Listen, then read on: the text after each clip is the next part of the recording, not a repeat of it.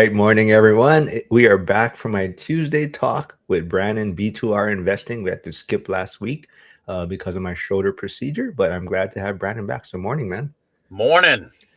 And I'm not being mean. I am being serious that I had to wait for Brandon to move his vehicle. That's what we were waiting on. Hey, it's exciting times. We're actually I wish I could show it right now. We're pouring concrete on the two foundations this morning. They just started pouring about 10 minutes ago and they told me I had to move because I was in the way.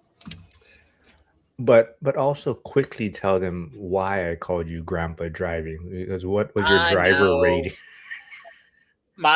Just so y'all know, my wife laughed as hard as everybody else is about to.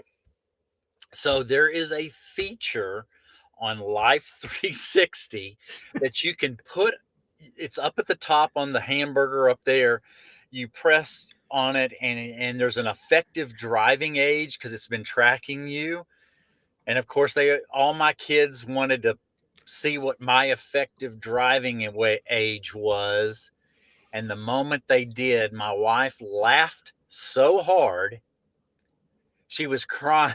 She was crying and peeing at the same time because it said my effective driving age was 89. See, so Charles and Trisha, I'm not teasing him. That is what his I vehicle think told him. He somehow drives like that's an 89 wrong. year old. That is wrong. I am not an effective 89-year-old driver. All right, but yeah, I'm glad that we're back. But I'm not sure Curtis was supposed to join us. I'm not sure where he is. I just messaged him, but we're gonna get started anyway. So this was kind of it was in school, so I'm not sure if everyone did see it. But Frank had a post. He was asking, would you rather buy one great deal or four okay deals, and why? And there was kind of a big different opinions that were thrown in there. I was kind of curious to see what it was about. But what would you had a big take on it, right? So kind of you want to chime in on yours real quick? I did. I do not believe in, and now it said it was four quote unquote okay deals versus one great deal. And that's trigger language for me. I do not believe in doing anything being okay or average because I think that is where most people's lives are. People settle for just okay and they live a just okay life, just barely getting back by. But I believe if your standards are great deals, good or great deals only, that's a higher standard and you get that first one. And I believe that first one being good, and I call that still a base hit. Let's just use examples. So a good deal, if average, or you want to call it just okay, is in my area 3%, 4% cash on cash return. To me, that's just okay. Well, anybody can get those any day. Who says they want to be average? Not anybody I know or I want to be around. But great deals are probably double that, say 6 to 7, 8% cash on cash return. I think it's a launching point to raising your standard even higher because you don't know what a good deal is until you've bought it. And if all you do is buy okay deals, guess what your standard's going to become? Because I believe if you compromise once, you're going to compromise again. I'm a big believer. I guess one of my fears, if you want to say one of my biggest fears in life that's always motivated me, the best way I can phrase it is I've never wanted to be average at anything. And I have a fear of that, which has propelled me to only do things where I want to be. And the terms I've used is one of the best in the country, or I'm not going to do it. So it's trigger words for me. And I believe you should always start with a good deal. It might be a base hit, but now you know what a good deal looks like. If you've always bought okay, you're struggling understanding what a great deal or good deal is. Okay, so for you, it's kind of just the the difference between okay and good, kind of the Yes. breakdown of okay. So if the question was, would you do four good deals or one great deal, then that would completely change. That's a total different discussion. Ah, interesting. Okay. So, So what? How would you describe the difference between an okay deal and a good deal in some reference, I guess, in a sense? so okay and good. That's what okay would be if average median cash on cash returns 3%. A good deal's probably 6, 7%. Got to get 6, 7 in there. But that'd be a good deal. It's got to be above normal is a good deal. Ah, okay. Okay. So let's see what's let me try to see what some of the responses were. On some short one. Oh, so Trisha, who's in the comment section, said focusing on great will cause analysis paralysis. Not for me. Hmm. Never has. But that's I'm into numbers. I've also learned the art of really understanding numbers is knowing what numbers to focus on and not focus on. There's a lot of people that are even really good with numbers that focus on so much minutia they get paralyzed and they can't see the big picture. So I do focus on numbers, but I'm still able to see the big picture and movement. Interesting. I do see the accidental landlord here. He's in Tennessee right now. He's a third of the way through Dion's book, but he did mention he walked away from a base hit yesterday to wait for a double or triple. Agent was pissed, and I was just fine. Interesting. Interesting.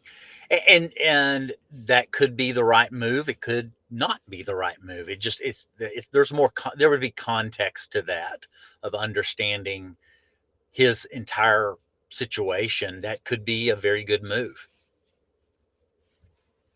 I would I say this, my first purchase, I would say now looking back, it wasn't I know so much more now. I made it it's a good deal, and it started out at cash flow above $200 a month cash flow, and it was 10% cash on cash return. But as I've gotten better at my business model, most of them now I would categorize as great deals now, every one. But the first one, the second one, I would call them good base hits. Um, but I've leveraged them into home runs because of what I learned from them. Nice, interesting. Hey, I see Cody Davis tuning in. He was my Monday regular, so good to see him here. And I keep kind of teasing him a little bit. I said Brandon was so giddy when you heard that you're doing build to rent and how much you think you see that as the next kind of investment opportunities for himself, right? I think you can describe it in video, but once you experience it firsthand, you see it more and you understand what it's doing and the potential with less hassles. You're still making great if you've bought it right, great cash on cash returns with less hassles and building wealth from nothing because you're building it way less than what retail would be for that product. So you got several layers that make it phenomenal. So the accidental landlord follows up with 4% cash on cash was not enough for the capital outlay. I would agree with that, Now, let's especially when you see. can make 4% on money market. So like we did mention, like I said, Trisha is in the chat and she mentioned, right, focusing on great will cause analysis paralysis. And someone followed up to that saying, yes, those great deals don't come around too often. So if that was the response, how would you kind of follow up to that? Um, I would say in my career, great. I guess I'm changing my standard. I call the phenomenal deals that I've seen, and I've been in finance and real estate for 30 years now. I've seen about once a decade. I see phenomenal deals once a decade. I feel like great. I don't know. I feel like I'm dialing those in now. I was at breakfast this morning and I've got potential on these two builds I'm doing right now. Potential. This will come at the end. This is probably 9, 10 months from now. There's some potential on these to be cash on cash returns of over 20%. What do you think that is? On brand new construction, cash on cash, 20%. Sorry, man, I wasn't even listening. I was reading the question. So you're saying your cash and cash return is 20% on your build? These have potential, so Oh, we've okay. still got to build them, but it looks there's lots of things that are looking positive. Interest rate, the cost of materials, these contractors. I've got one because I bought it at $10,000 at the tax auction, one of the lots. It has potential to be a 20% cash on cash return. So I think that's the perfect segue into Cody Davis's kind of comment in the chat here. So you're seeing the potential for a 20% return, right? Based on Yes. your kind of knowledge, your skill set, What what I'm you've been doing. seeing, yes. Yeah. Mhm. So like Cody is saying, hold on, let me share it. He's saying 4% could be fine. I think he's in reference to accidental landlord's comment. But he said 4% could be fine if there's upside, or 4% return on equity post refi is totally okay. So I think, like yourself and Cody, who are a little more seasoned, right? So you guys can maybe see the potential of certain deals or how things may play out. So from that standpoint, I guess in a sense, the deal may be okay for a lot of people up front. You're seeing the potential of it. So in your mind, it's a great deal, right? So I think it's also where we're at in the journey and how we can see In the the full context. yeah. So, yeah, because that's what Cody's seeing there. Somebody putting out one small snippet of the information really doesn't give enough information to give an even better answer to it. And that's what Cody was saying. If you added a few other variables of where it might be going, it could be a great, or a good or great deal. It's one little snippet of an analysis is not always enough to make the judgment. Oh yeah. I think that's why the school posts and comments are super helpful for a lot of people too, because you're not maybe getting the full context of everything. So it also just makes you think from the position you're in. And that's why, like for this comment or this post that Frank made, you can see everybody's different viewpoints based on kind of where they're sitting at in the journey, right? And I think that's how like Zuber talks about Dion is outside the stadium, right? Trying to get people to come into the stadium.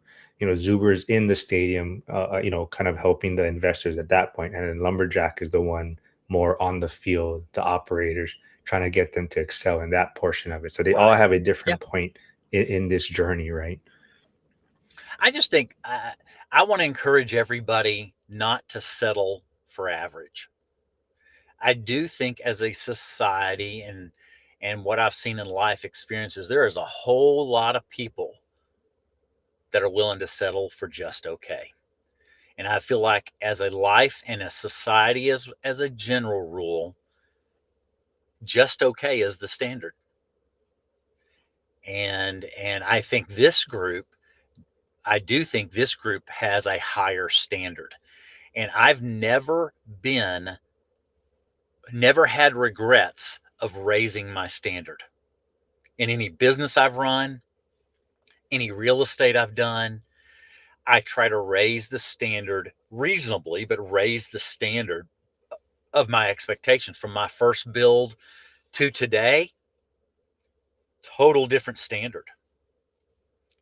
So Cody Davis says, example, $2 million property that you bought for $1 million way back when. You borrow a new loan at cost basis of $1 million and have $1 million in equity. If only it only cash flows 4% on the equity, 40K a year. Right. I see what he's saying. Yeah. That'd be a pretty good deal. Hey, Chris Webb is here. I think he's in the process of moving to Idaho. Yep, moving to Idaho. Looks like I'll be going through Tennessee, Missouri, Kansas, Colorado, and Utah. Very cool. I'm sure you'll be checking out a lot of restaurants and eating at a lot of places, Chris, because he has all the restaurants lined up for Vegas. He said where he has them all planned out. So he has some interesting places. But I also want to talk about.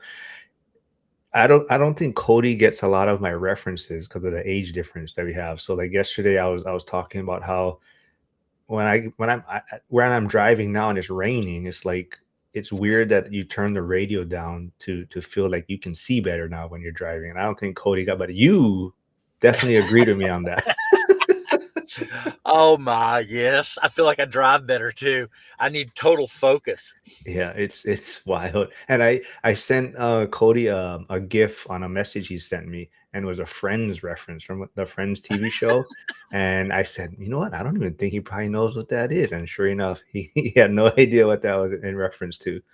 But let's see what else. This one was very interesting. I love Joseph Cachapalia, who's in San Antonio, but he also does fractional real estate. So I actually do got to catch up with him on that. But he says, if I'm sitting on a bunch of cash, I'll take the okay deals to get more fully invested. Otherwise, I'm just looking for great deals.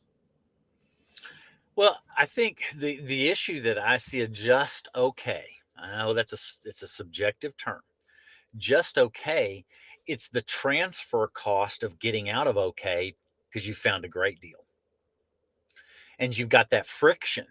So you've just got to understand, if you want to call it opportunity cost. So you buy a whole bunch of just okay deals. Well, there's going to be a lot of friction getting out of that okay deal to moving it into good and great deals. It's going to cost you money when you're ready to move. And we will let him in. Before I introduce him, I just want to say that he's probably tired from celebrating the Bears' big win this weekend. So I'll finally let him on screen. Hold on, dude. Did you just wake up? Yeah, man, my dude. This winter break has thrown off the whole sleep schedule. It's been crazy, but I wore my shirt for you there. At least wash your face, man, or something. Your eyes are like. No, but I figured you. I bet he's sleeping, man. These damn Gen Zers or whatever. But Dude, I looked at my alarms. I said something seems off here. I set my alarms wrong. So it's all right, man. yeah. So yeah, we kind of started the topic, the discussion. I'm not sure. I never got your take on it, and I never saw you comment on the post Frank made. So I'm not even sure where you stand on this. But 4 okay deals or 1 great deal? Where would you stand on this discussion? I think it really depends on what part of the journey that you're on, right? I think if you're early on, the argument could be made that 4 okay deals, you can turn those great over a period of time. But the argument could also be made on the flip side, is that if you're early on, if you take on too much, that could sink your ship, because you could make the same like error or mistake 4 different times, right? So I think it just depends on what your risk tolerance is. And I think, if you take, say it's your first purchase, Mhm. because you don't know what you don't know. If you went after an okay deal, what I find in a lot of the investors I've worked with, what they thought was even a good deal ends up being basically an okay deal because they didn't understand it all. But if you went after an okay deal when you don't know anything, those okay deals can turn into pretty rough deals and can Mm. set you back. If you were doing okay deals later in the journey, Curtis, like you're saying, they're probably going to be okay deals because you know so much more. I am also just as old as Mark, and we have to only get great deals because our time is running short. Oh, hold on, man. You I okay? had to put that in. Next time, I'm gonna show your twin brother on this live No, and you better. see. That's not me. Um, you know, But I will say, because I'm older, I have to get good and great deals. I have a lot shorter window, but I also have a lot more life experiences, and I can see those good and great deals pretty easy. before we move on too, and it's been a while, that's why. So I'm not even sure if a lot of people in the chat section know who Curtis is. So Curtis, maybe quickly introduce yourself. Curtis does have a YouTube channel, so Curtis's channel is in the chat. I think he might be streaming. I don't know if you had a chance to connect your channel, but Yeah, I did. maybe go jump over there, hit subscribe. Don't have to worry about subscribing to Brandon's one right now since he's passed me in subscriber count. But I do want to give a shout out to Coach Nick, Lead Pray Huddle. He did hit 300 subscribers yesterday, so pretty cool. But yeah, go ahead, Curtis. Yeah, so I'm a house hacker just south of Seattle. My first house hack was kind of my claim to fame, where I got a duplex, about 40K under list price, and then I converted one side from a 3-bed, 1.5 bath to basically a 2-1 and a studio. The primary suite had its own exterior door, so I kind of sealed it up. Lived in about 200 square feet, no shower, no kitchen. It was an interesting time for about 14 to 16 months. But you do want to clarify that you showered, because there's a lot of people like Yes. to chat, right? Like that. Yeah. Oh, yeah. That always comes up like, well, how did you clean yourself? It's like, okay, well, there's alternatives. So I would shower at work. I am a PE teacher, so in my office was my own personal shower. Shower at the gym, at my mom's house, or if I had a girlfriend at the time, at her house. All right, very cool. Like I said, I think Brandon slightly touched on it. So I think maybe you're still sleeping apparently. I don't know if you heard him say though, it's really the difference between okay and good deal, right? Okay and good deal, Yeah, right? That's pretty much what it is. So if Frank changed the wording to say, would you take 4 good deals, that would change his whole kind of response to that post, right. I guess. I just took exactly what he said. That's all I can interpret. Yeah, and I think where is it? Hyder is saying yes. He says, I agree with Brandon. People get comfortable in position, poor, average, etc., so that any opportunity to grow gets used for pleasure rather than growth. Flavio is saying he's at the point driving, he has no radio on. The older I get, there's times I drive without anything on. I just need the quiet time. Curtis, did you hear that Brandon drives like an 89-year-old? That's what his rating came up. No, that's what his vehicle rating came Curtis, up. did you know that there's a button on Life 360 that will give your driving age based off of your history? Oh, wow. Well, my teenagers showed it to me 2 days ago, and they laughed when they pressed mine. You look really good for 89, though. There you go. What was scary is my wife was 16. Her driving age was like a 16-year-old, and my daughter's was like a 16. These are my worst drivers in the family. Charles does have a great comment here. He says, Matt has the rent box, Mike has the buy box, and Dion has the Y box. And he says, I'm standing by the cash box. And I'm doing the build box. Very. And Curtis got the house hack. House hack box. Yeah. But there was a question for you, Curtis. It says, before you dig into this topic a little more, it was about apartments. I think someone asked if you got that. Curtis, did you get the apartment deals? I guess you were working on. We will find out. I have a meeting with him on January 3rd. He wanted to wait till the new year, and I want to shout out. I always say it wrong. Is it Brandon or Brandon? Brandon. No D. Brandon. Because So this seller, he said, "Hey, I'm interested in giving you my portfolio fee like lease option. I'm one of three people." I said, "Well, thank you for even considering me." He's an older guy, so it's like his in retirement. He's passing it down, right? And so he said, "Hey, but before we meet, can you fill out a personal financial statement?" And I said, "Yeah, no problem. I'll get it to you in a couple days." I had no idea what that even was. Like, so I had to Google. I was like, "Oh, someone in school has probably done this." So I went and actually found yours. And so I posted it out there quite a while ago. Yeah. yeah. So I actually used your template. I sent it over to him. He had some questions based on Chat GPT. He actually sent me back what ChatGPT said, and I sent him like the clarifications. And so I wanted to thank you for that because it looks like I'm gonna have a shot now. So Good. Don't ever give me a shout out or anything, but hold on. Let's see. Let's see. Hey, Harrison's here. Oh, Yasik says, when is Curtis's book coming out? No Shower to Millionaire. How REI can change your life. Well, according to the statement, I'm a little ways away. So But you know, like I said, it's kind of a little off topic as usual. But I think you mentioned about filling that out, right? Like Mhm. putting your financial statement out there. Was that you were kind of like, huh? Like I didn't maybe realize what my worth was, right? Like you're saying, from the cash flow from the rentals, you're like, I'm paying for this maintenance, I'm paying for this.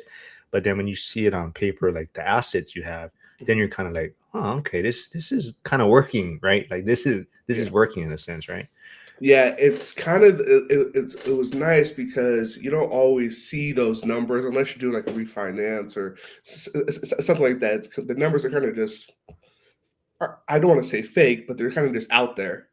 And then when you put them all on paper and you add up all the numbers, you're like, huh, okay, I guess holding a property for a couple of years does do something for you. I think, what I like about that one, the features of it. So I do mine twice a year, but there's reasons of keeping me focused. So I'm putting out there what the principal pay down is on all the properties. I'm putting in, of course, what the value is of the properties. But that first page, using it where you're putting in all your expenses to all your revenues is kind of a statement of cash flow, and it keeps you on perspective of, hey, do I need to reduce my expenses if I keep my revenues growing or the same, but I've reduced my expenses? I'm having additional cash flow. It's all in there of things that help you what to focus on.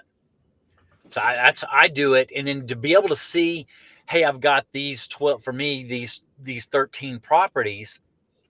I'm paying down in a year $70,000 worth of principal. It keeps you excited on what you're accomplishing, and like Curtis, like you're saying, if you're not seeing it, you don't realize all the great things that are happening, and so it it really is just showing you, hey, you're on the right track, or maybe you're getting a little off track. I bought these expenses, and now I've this year, then if because the analysis is the best looking year after year. I've got them all the way back to 2017 and can show the progression to 2017 to 2018 and now to 2025. I can see what was happening in our personal finances, which is a form of a business, especially owning real estate. I can see the changes over time, but then you also think about your actions throughout the year. Hey, if I add this payment on this car, well, guess what it's going to do to my personal financial statement? Then I've got to put in the real value of that car after I purchase it. And then I've got to add that expense to my statement of cash flow. So it really keeps you on task. Mhm. Another comment from the post that Frank had was from Yinka. It says, I will say baby steps first and crawl before walking because those 4 okay deals will prepare me for my one great deal. And without those okay deals, I will not know a great deal. For me, okay is just fine. Mm. Curtis, you have any thoughts on that one? Yeah. So for those that don't know, in the Northwest, we have Dion's group, Tacoma FI. They'll recently changed over to for financial freedom for the lazy person. And our group, we always talk about it's about the base hits. And I guess if you're saying an okay deal is a base hit, a lot of our group kind of follows that. And if you're saying like a great deal is like a home run or something like that, it's just get on base. Now, four, I think that's where the argument starts. Is like, okay, do you need four base hits? Or right, so I think the number is pretty interesting, but I do like the idea of just getting those base hits. So, so for Brandon, let's say like a lot of, I know it's for you, it's just more like the way it was presented, right? Okay versus good deal in a sense, right? Right. But let's say if you look at it from diversification, where having multiple, I guess, streams of income, you could say, would that be helpful for your portfolio instead of just one great deal, which now kind of relies on that one deal working out? Hmm. Man, it's just so subjective. What is an Yeah, okay? no, What oh is yeah, good? absolutely. Mhm. A base hit. You can win a game with a lot of base hits. Let's just go to the baseball analogy. It's about getting on base. Um, you can win a lot of games. People playing small ball. That's what they call it in baseball. You can win a lot of games playing that small ball. And I do think there's a group out there that plays great small ball, getting just lots of good base hits, which a base hit, you've got to say, what does that exactly mean? If a base hit is $50 cash flow, it's going to take an extra long time to really get ahead. Is a base hit, you know, $200 a month cash flow, that's 5 or 6% cash on cash return. It's you have to dial that in. But I do believe base hits. I I think the first one is going to end up being a base hit. You just don't know enough to know. There's very few stories that I'm aware of someone their very first purchase was a massive home run. You don't hear it very often. Most everybody starts with that analogy of the base hit, and they learn more, and then they can get better products after that. But if you have any too many of just okay, I think it prolongs the journey. Yeah, absolutely. I think, we're keeping it in simplest terms, right? Even referring to baseball, singles, base hits versus Yeah, home runs. But if you look at baseball within the game, there's another game, right? So, like you're saying, if it's bottom of the ninth, runner on second, 2 outs, a base hit can win you the game, right? So it's right. all situational, right? Yep. So early in the game, when maybe there's a pitcher that you've hit 500 off of for your career, the opportunity for you to hit a home run is more available. Possibly you might be able to handle the pitches that he throws more effectively. So it's, within the game of baseball, it's all situational too, right? Different counts, different outs, where the runners are. So that's just like even real estate investing. It could depend where you're at in your journey. Like Dion likes to talk about too, right? Are you ready to buy a home? Are you going through a divorce? Do you have a child on the way? Are you changing jobs? Are you going to be moving to another state, right? So all of these factor in to what your next purchase might be, right? So of course, like Brand, I think we're saying we're basically just making it okay versus great, and that's the I mean okay versus good, and that's the only difference that you basically have there. It's just making this interesting. Like I said, there was a big comment section on that post by Frank, right? Right, So because it's subjective of what that yeah, term really Mhm. means. But there are a lot of people that I've even seen at that. I especially remember it more at the first conference, of people that either had analysis paralysis, they were not getting into the game, and they were just sitting on the bench watching everybody score. If we wanted to keep with the baseball analogy, they were all playing the game and they're sitting on the bench saying, well, when I find the right one, I'll eventually get in.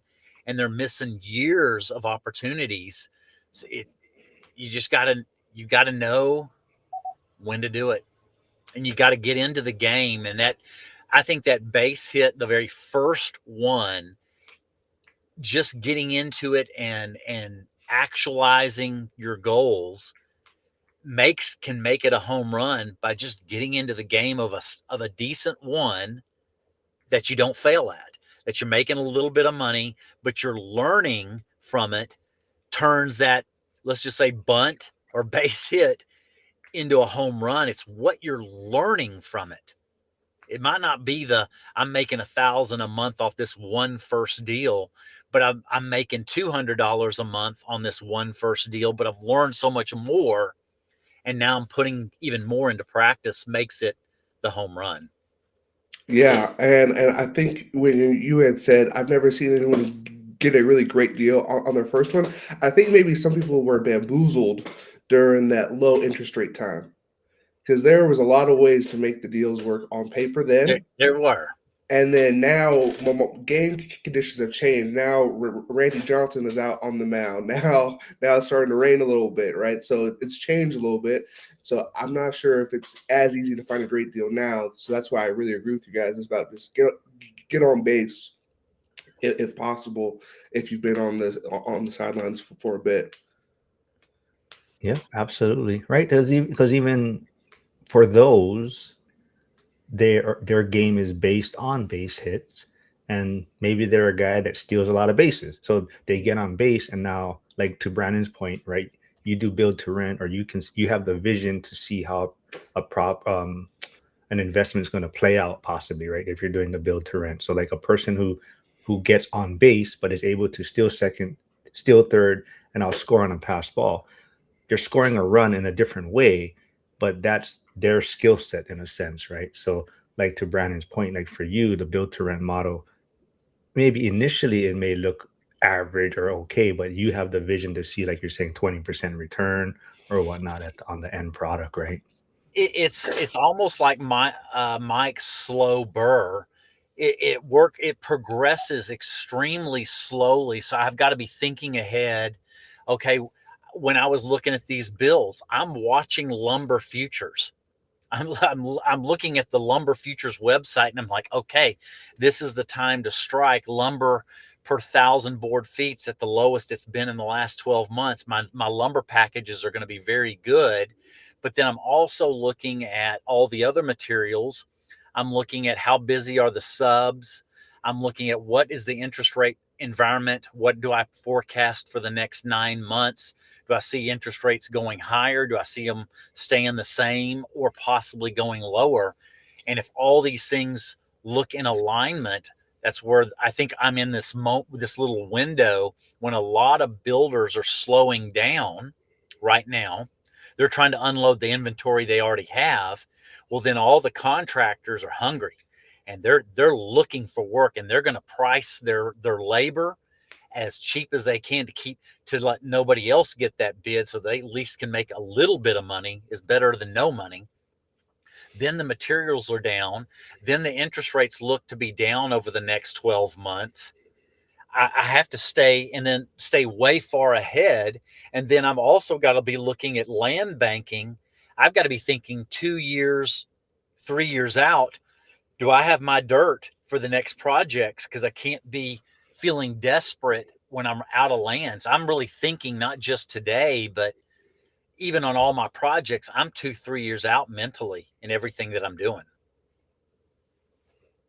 Yeah, Jim is saying, the grumpy contractor is saying, you have to start and get your hits. That's how you learn. Yep.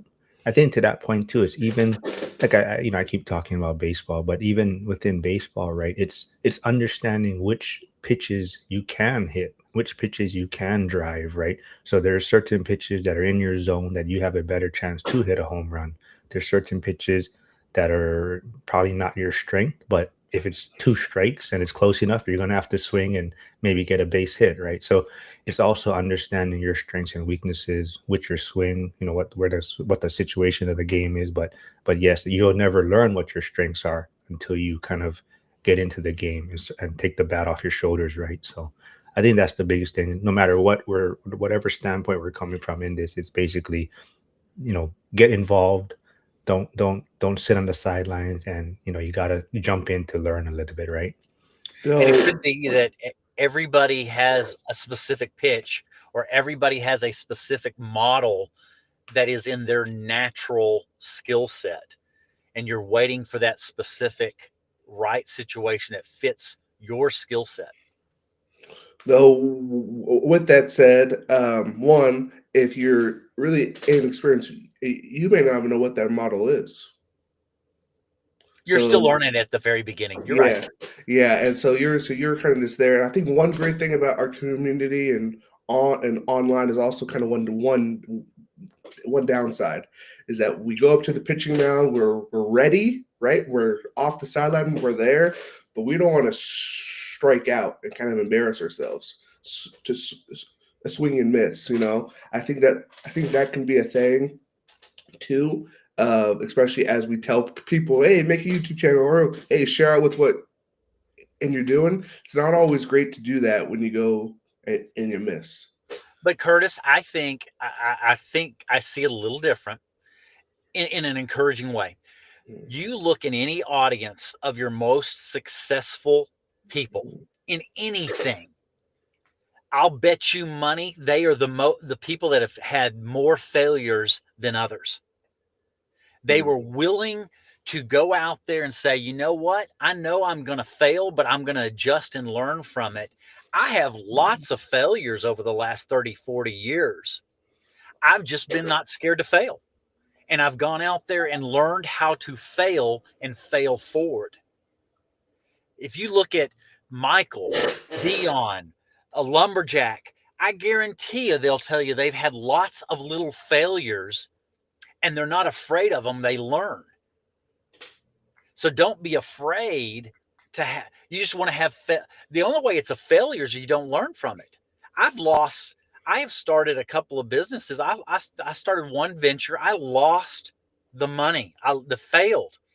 Thank goodness it wasn't fatal. I lost 25 grand in 2 months but I learned something from it. I'm willing. I'm going to switch to football. Okay, I know some of y'all know the Cowboys. They suck now, but they used to be America's team. What I used to get ticked off the most, if y'all remember, called the prevent defense. What did the prevent defense do? It caused the other team to start winning. When you play not to lose, you lose. Because you're not aggressive and willing to make those little mistakes. Cody, I'm thinking Cody Davis. I guarantee you he said he's failed a lot in lots of little ways. That's why he's so successful. He's not scared that he might lose a little bit and learn from it. I do think people are scared to lose and look embarrassed. The successful people understand it. That's part of the process. Well, I want to clarify that the Bears are America's team, so you can not take back that chance.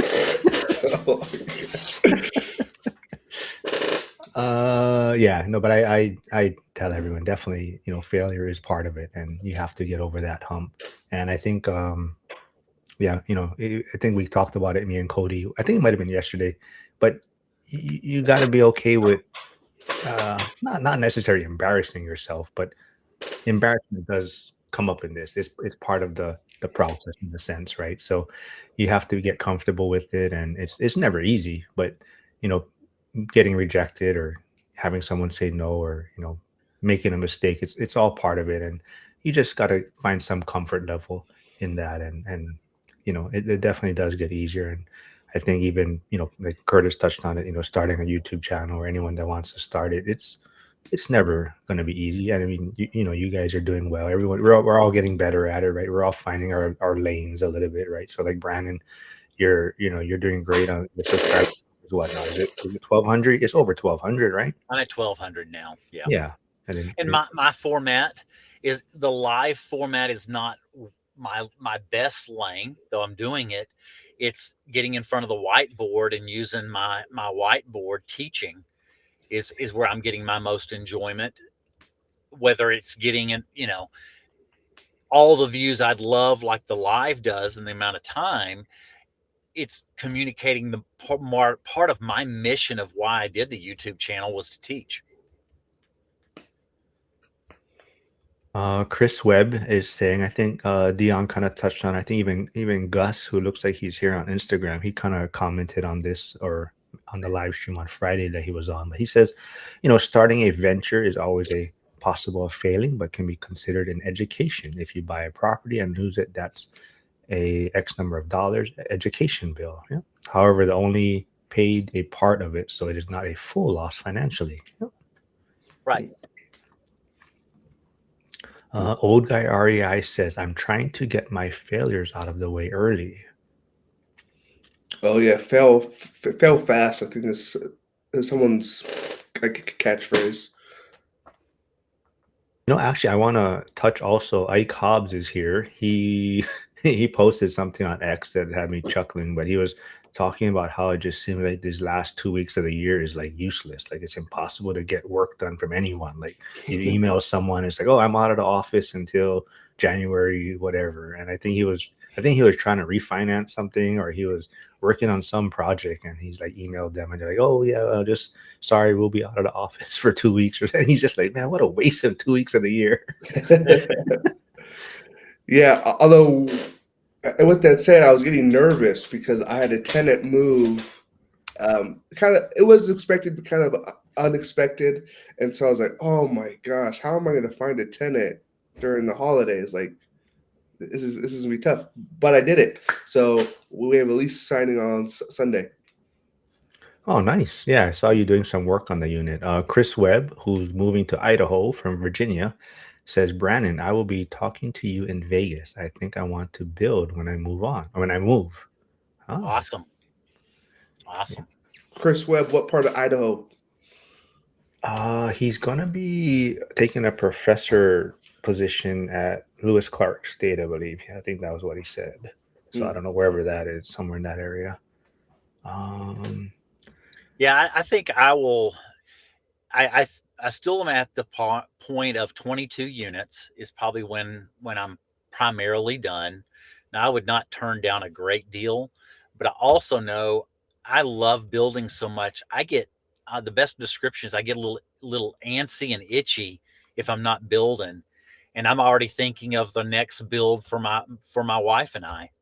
I know that's probably 10 years away, but I'm already starting to think of some ideas and what I'm going to do on that build and the extra, because that's going to be a custom build for us. Some of the stuff that I've seen out there, I think I'll stay building for a long time. I love it. Now, question for you. So this long view, right? You said I'm 2-3 years out on these projects. I'm 10 years out on this, on you and your wife's build. How did you get this long-term mindset, or is this something that you've always had? I do think ahead. I have always been a planner and set goals. 6 years ago, I wrote in 2019, it's sitting in my desk drawer today. So I guess I've been groomed that way to think longer out. I wrote down in 2019 how much real estate per year I needed to acquire. And I was looking at it just the other day. This is a 6-year-old piece of paper. I wrote what I wanted to do every year. And I pretty much have gotten a lot of that done. I did it also when I was in sports. I had written down, hey, I want to make Team USA's triathlon team. It took me 6 years to get there. So I'm used to having long-term, I guess I was just groomed that way. I had a long-term goals that even though it might take multiple years, it doesn't bother me thinking out that far ahead. I'm trying to. So I see Gus here. What's up, Gus? Gus was on the live stream on Friday. He's a great first time guest. He's doing a lot of cool stuff in Maine. I believe he has 73 units. But go. Oh wow. He's also a realtor out there. So if anyone wants to invest out there, but Marlon RE says all these base hit activists sound like excuses to not follow what the experts suggest. Experts being the three amigos. 10 years ago, it didn't matter, but not today. Trying to.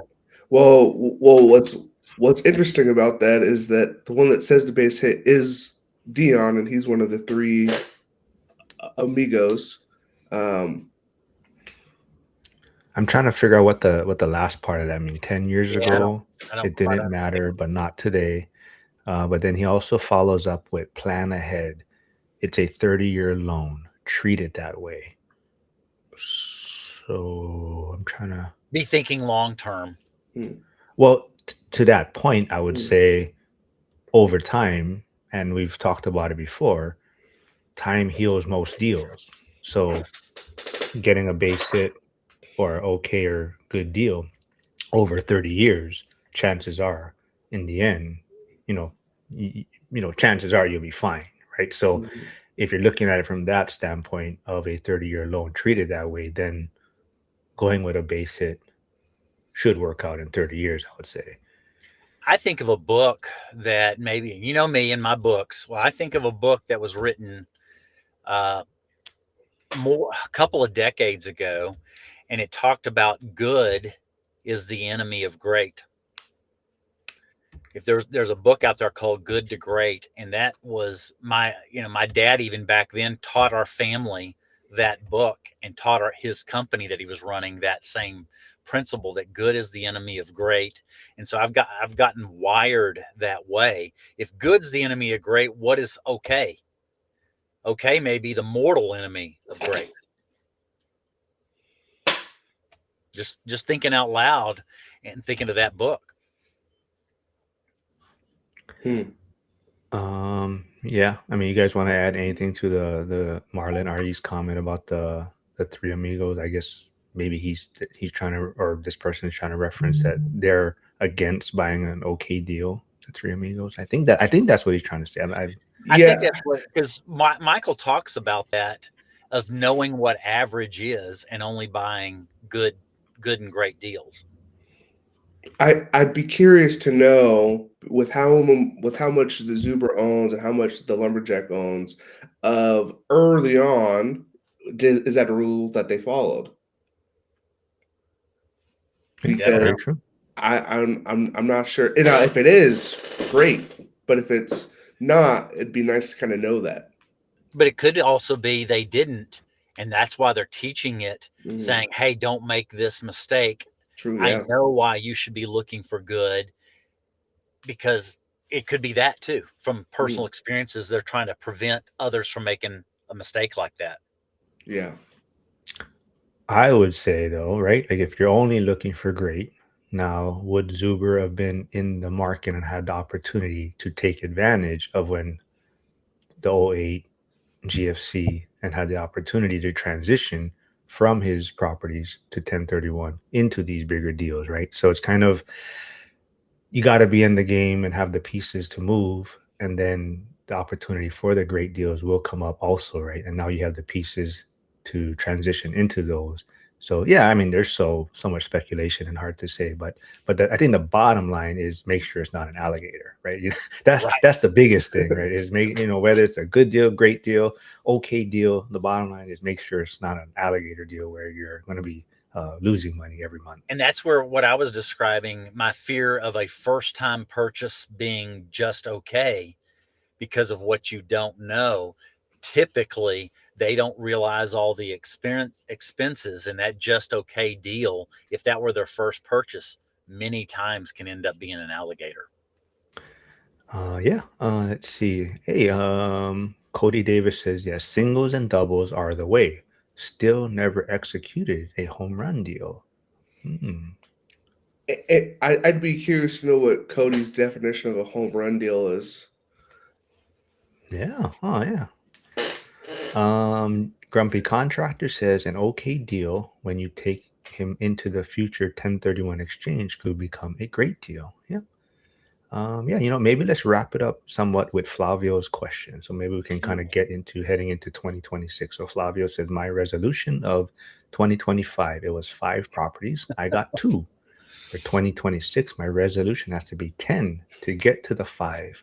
So what is your resolution? So Curtis, what are you looking forward to ending up this year, and how are you looking forward to 2026? Yeah, it's more, I guess, process goals than outcomes, right? I can't guarantee a client signs with me. I can't guarantee a homeowner sells me their property, but I can increase my chances.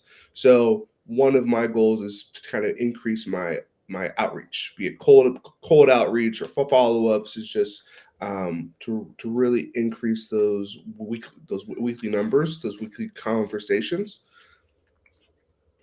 Before Brandon chimes in, I do want to maybe follow up. So for you, I know you've been kind of back and forth on the fence. Are you still looking in your primary market, or are you now leaning more towards out of state? Yeah, I'm still leaning towards in my market. That's just where I have the biggest advantage. I'm not opposed to at one point diversifying, right? But I just want to get a little bit more here before I make the move. Cool.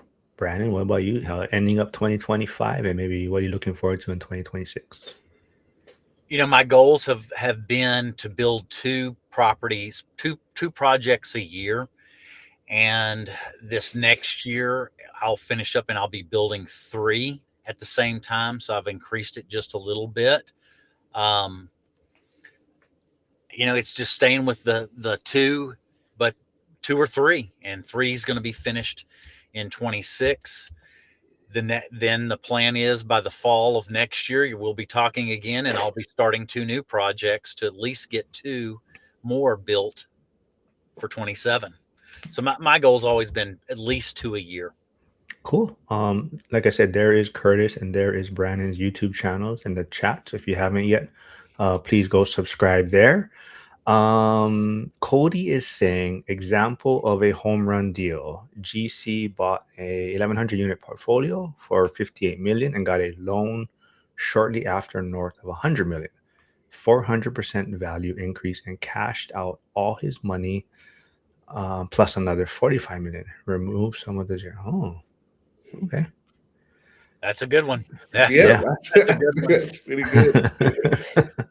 I do want to, so I just want to remind everyone, I'll be here tomorrow with Joel and Lauren, my regulars, on Wednesday, but we're also going to get Hold It with PM Jen back. She was on the live stream a few weeks ago. She is a great bundle of energy. She's believes in the buy and hold, hold forever. Zuber actually caught a couple of the shorts of her, and he loved her. So I believe Zuber actually interviewed her on Sunday, but she'll be live streaming with us tomorrow. Thursday, we're still going to have the Pittsburgh accountability call on Christmas Day. Just if anyone wants to jump in, you don't have to be investing in that market, but we'll have that out there. And actually, it sounds like Zuber just messaged me. So we're going to do our Thursday live. Oh, he's going to do his daily financial news, and we're going to do a live recap of the comment section. So he'll probably do his daily financial news, and I'm going to jump on after, and we're going to go through the spicy comments, which seems to get a lot of attraction. People like it. So we're probably going to do that live stream on Thursday. And I do want to wrap it up there. I want to wrap it up though with one thing. Curtis, I did see you have a post on Facebook, I believe. You were talking about how you were dead tired. You were like coaching, you had maybe a showing and all these things, and someone dragged you out to an event, right? And I think you made some sort of connection there, right? Yeah. So, I was teaching. Then we had a basketball game, and then me and my friend were just supposed to meet for a drinking talk about like an event that we're trying to plan. And then he was like, "Hey, come to this networking event." I said, "I don't really want to. I've been up since 6 a.m. Nah, I'm good." He said, "No, you should really come." So then I went to the event. They had great tacos there. There's great people, and I got a Chamber of Commerce like free entry just for like being there. And so sometimes it's about just being there, even if you don't want to be there. Yeah, very cool. I mean, I think everyone's getting excited. It's what's about less than 6 weeks away, the Vegas event. Brandon's going to be speaking there. So I think a lot of people are looking forward to that. And you're the Monday I mean, not Monday, but Friday coffee's all set up, Brandon, for Yep, Vegas. we got it. It's all set up Friday morning at Denny's on the Strip. And you're treating everyone. Is that what I heard? I did not hear that at all. Well, I think that one's gonna have a great turnout. I think the midnight at Denny's, a lot of people are kind of it's a little late for me, but a lot of people are looking forward to the Friday coffee at Denny's. So that should Yep. be a great turnout also. Yeah, everyone, like I said, thanks for tuning in. I know it's a busy time of the year. It's getting kind of hectic, Christmas, New Year's. But thanks for tuning in. And like I said, I'll be here same time tomorrow. And